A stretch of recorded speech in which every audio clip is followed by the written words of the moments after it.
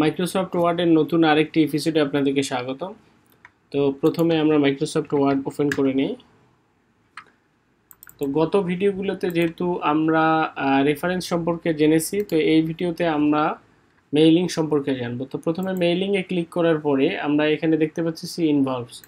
এখানে ক্লিক করার পরে আমরা যখন কোনো ডকুমেন্ট কোথাও পাঠাই, তো সেক্ষেত্রে আমাদের একটা ফরম্যাট দরকার হয় চিঠি উপরে দেওয়ার জন্য। সো এই ডকুমেন্টে ধরেন এখানে লেখা আছে ডেলিভারি অ্যাড্রেস সাপোজ।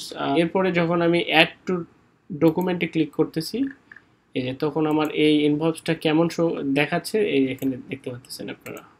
সো এটা এইভাবে করা হয়। তো এরপরে আসলো লেবেল। যখন আমরা একই জিনিস যখন আমাদের অজস্র টেক্সটের দরকার হয়, অর্থাৎ এরকম লেবেলের দরকার হয়, বিভিন্ন ধরনের লেবেল, তো তখন আমরা এখানে প্রয়োজনীয় লেখাগুলো লেখার পরে যখন আমরা নিউ ডকুমেন্টে ক্লিক করি, দেখেন তখন আমাদের এই যে একসঙ্গে অনেকগুলা লেবেল হচ্ছে। এই লেবেলগুলো আমরা কেটে তখন যে জায়গায় দরকার সে জায়গায় আমরা ইউজ করতে পারি। তো এটা গেল হলো মেইলিং থেকে ইনভলভস এবং লেবেলের কাজটা আপনারা জানতে পারলেন। এরপরে আমরা শিখবো যে মেইলিংয়ের কাজটা। তো এটা হলো যে কোনো একটা অফিসের ইমেইল যখন সেম ইমেইল 200 জন এমপ্লয়িকে পাঠাতে হয়, তো 200 জন ইমেইলের নাম কিন্তু 200 জন এমপ্লয়ির নাম কিন্তু ডিফারেন্ট হয়, ইমেইল ডিফারেন্ট হয়, ফোন নাম্বার ডিফারেন্ট হয়, অ্যাড্রেসও ডিফারেন্ট হয়। বাট আমাদের যে মেইলটা আমরা পাঠাবো, বাট মেইলটা সেম ইমেইল। তো সেক্ষেত্রে আমরা কি করব? যদি আমরা এটা ম্যানুয়ালি পাঠাই সেক্ষেত্রে অনেক সময় সাপেক্ষ ব্যাপার। তো এটাকে এক ক্লিকে পাঠানোর জন্য এই সিস্টেমটা কাজ করে। তো প্রথমে আমরা ক্লিক করব স্টার্ট টু মেইল মার্স। এখানে ক্লিক করার পরে একদম নিচের দিকে step by step mail merge wizard. তো এখানে ক্লিক করার পরে প্রথমে বলছে যে লেটার্স। তো আমরা সময় বাঁচানোর স্বার্থে একটা লেটার্স আমরা রেডি করে রাখলাম আগেই। আচ্ছা, আমাদের লেটার্স রেডি হয়ে গেছে। এরপরে আমরা সবার নিচের দিকে যদি আপনি দেখেন নেক্সট স্টার্টিং ডকুমেন্টসে ক্লিক করার পরে এখানে লেখা উঠছে যে ইউজ দ্য কারেন্ট ডকুমেন্ট। তো যেহেতু আমরা এই কারেন্ট ডকুমেন্টে ইউজ করতেছি, সো আবার আমরা নেক্সট সিলেক্ট রেসিপিয়েন্টে ক্লিক করব। এরপরে আমাদের ইউজ অ্যান এক্সিস্টিং লিস্ট। যেহেতু আমাদের কোনো এক্সিস্টিং লিস্ট করা নাই, আমাদেরকে নতুন একটা লিস্ট করতে হবে। অর্থাৎ আমরা কাদেরকে ইমেলটা পাঠাবো তাদের অ্যাড্রেস, নাম, ফোন নাম্বার বা ইমেল যা যা দেওয়া দরকার সেই জিনিসগুলো আমরা এখানে দিতে পারবো। তো এজন্য আমরা যেটা করব যে টাইপ এ নিউ লিস্ট, আমাদের একটা নতুন একটা লিস্ট করতে হবে, যেহেতু আমাদের আগে লিস্ট করা নাই। Type a new A click করার পরে ক্রিয়েটে ক্লিক করতে হবে। এখানে আছে টাইটেল 1, এরপরে আছে ফার্স্ট নেম দিলাম সাদিক, লাস্ট নেম দিলাম ইসলাম, কোম্পানি নেম দিলাম ABC, অ্যাড্রেস দিলাম হাতিবান্ধা। এরপরে আমরা আরেকটা এন্ট্রি দিলাম 7 ইসলাম,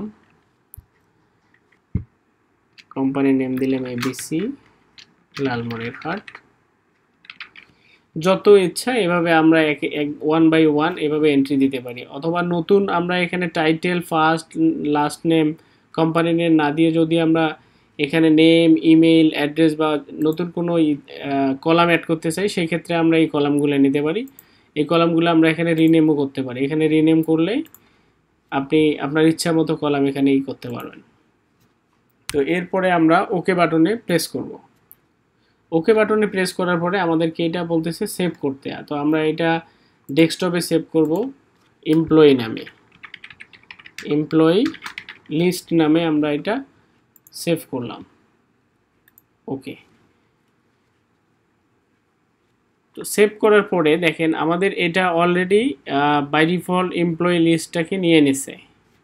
তো এরপরে আমরা আবার স্টেপ 3-তে ক্লিক করব, রাইট ইওর লেটার্সে ক্লিক করব। রাইট ইওর লেটার্সে ক্লিক করার পরে আমরা যে তথ্যগুলো একটু আগে আমরা ইনপুট করলাম, এই তথ্যগুলো আমরা কোথায় দিতে চাই সেজন্য এখানে মাউসের কার্সার রেখে আমরা মোর আইটেমে ক্লিক করব। মোর আইটেমে ক্লিক করার পরে আমরা এখানে কি দিতে চাই, আমরা এখানে ফার্স্ট নেম দিতে চাই। ইনসার্ট ক্লোজ দিয়ে আমরা এখানে একটা স্পেস দিয়ে দেব। ঠিক আছে।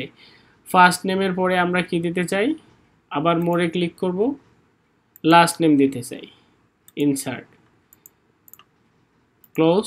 এরপরে আমরা ইন্টার দিয়ে নিচে নেমে এরপরে আমরা মোর আইটেমে ক্লিক করে আমরা কি দিতে চাই, অ্যাড্রেস দিতে চাই। তো অ্যাড্রেস অথবা কোম্পানি নেম দিতে চাই, বা অ্যাড্রেস দিতে চাইলে অ্যাড্রেসও দিতে পারবেন। কোম্পানি নেম দিতে চাই, কোম্পানি নেম দিলাম। এরপরে আমরা দিতে চাই কি, অ্যাড্রেস দিতে চাই। তো আবার মোরে ক্লিক করে আমরা অ্যাড্রেসে ক্লিক করে ইনসার্ট করলাম, ক্লোজ।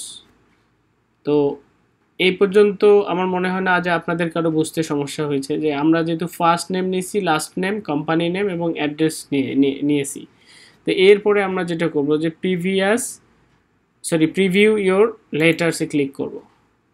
এখানে ক্লিক করার পরে আমরা দেখতে পাচ্ছি যে এই যে অপশনগুলো এতক্ষণ কিন্তু হাইড ছিল, এই জিনিসগুলো কিন্তু দেখেন আমাদের জাস্ট প্রিভিউ ক্লিক করার পরে দেখেন আমাদের এখানে প্রথম নেমটা ছিল সাদিক ইসলাম, কোম্পানি নেম ছিল এবিসি এবং অ্যাড্রেস ছিল হাতিবান্ধা। এবং দ্বিতীয়টি কি ছিল সেটা দেখার জন্য আমরা এখানে যদি ক্লিক করি, দেখেন দ্বিতীয়টা ছিল শাহাদ ইসলাম, কোম্পানি নেম এবিসি, লালমনিরহাট।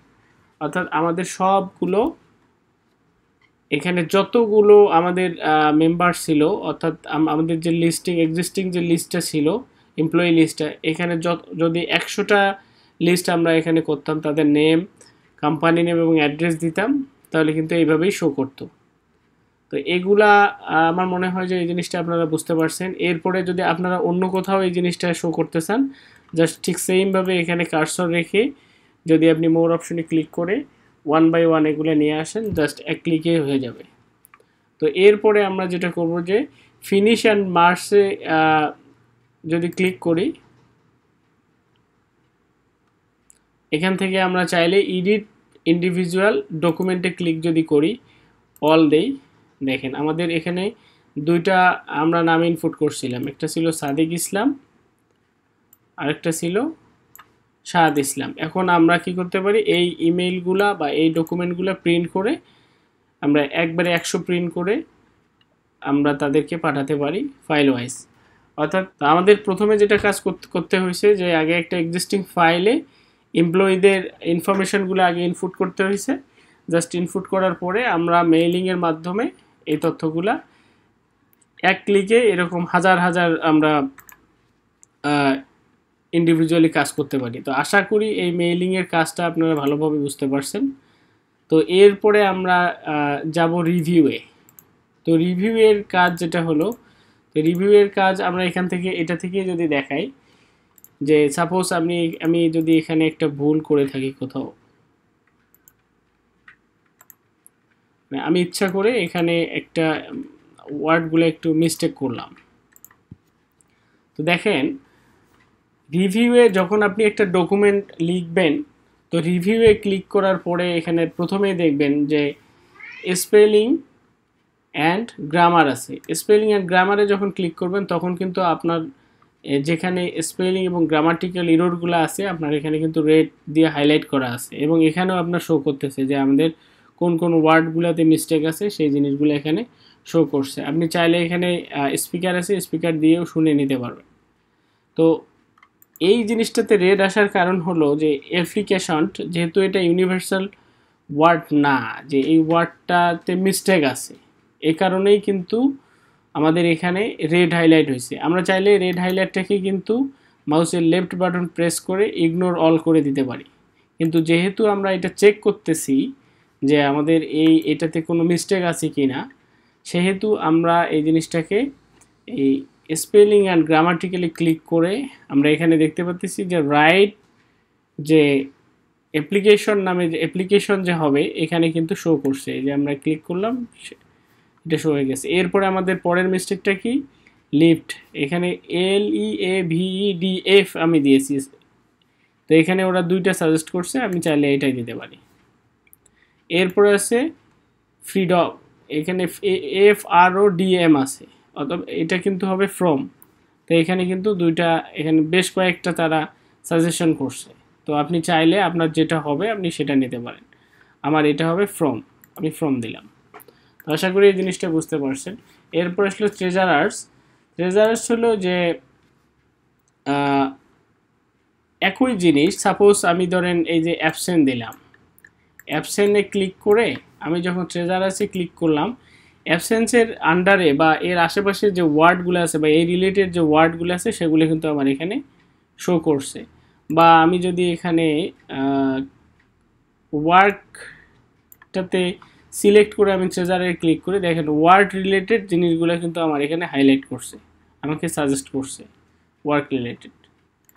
এরপরে আসলো ওয়ার্ড কাউন্ট। ওয়ার্ড কাউন্টে যখন আমি ক্লিক করতেছি তখন কিন্তু আমার এখানে শো করতেছে যে আমার এখানে পেজ আছে 2টা, ওয়ার্ড আছে 188, ক্যারেক্টার কতগুলো আছে, তারপর উইথ স্পেস কতগুলো আছে, প্যারাগ্রাফ কতগুলো আছে, লাইন কতগুলো আছে, এগুলো কিন্তু সব শো করছে।